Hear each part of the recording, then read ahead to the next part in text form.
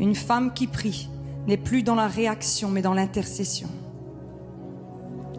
Quand les autres cherchent des solutions dans la chair, elle les cherche dans l'esprit. À force de côtoyer la présence de Dieu, une femme de prière a l'odeur de la salle du trône sur elle. Une femme de prière est reconnue pour sa sagesse. Beaucoup viennent chercher conseil auprès d'elle. Une femme de prière est toujours en paix parce qu'elle a accompli déjà le plus gros du combat dans la prière.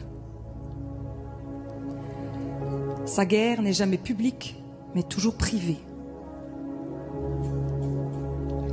Le chaos extérieur ne peut troubler le sanctuaire intérieur qu'elle a construit entre elle et Dieu.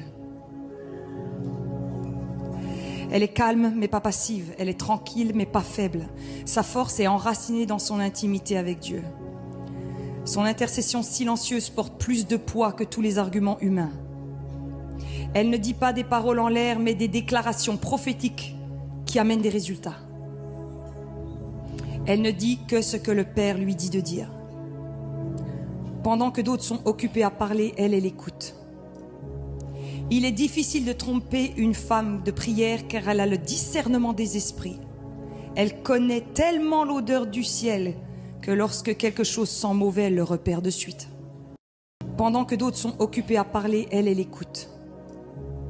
Il est difficile de tromper une femme de prière car elle a le discernement des esprits. Elle connaît tellement l'odeur du ciel que lorsque quelque chose sent mauvais, elle le repère de suite. Elle ne se parade pas, elle laisse les fruits parler pour elle. Elle sait que le ciel ne répond pas au bruit, mais à l'obéissance. Elle sait que le ciel ne répond pas au bruit, mais à l'obéissance. Comme Esther, elle attend le bon moment. Comme Anne, elle persévère jusqu'à voir les résultats. Comme Marie, elle porte les promesses dans son cœur. Comme Élisabeth, elle exulte de joie lorsque la réponse arrive. Ça, c'est une femme de prière.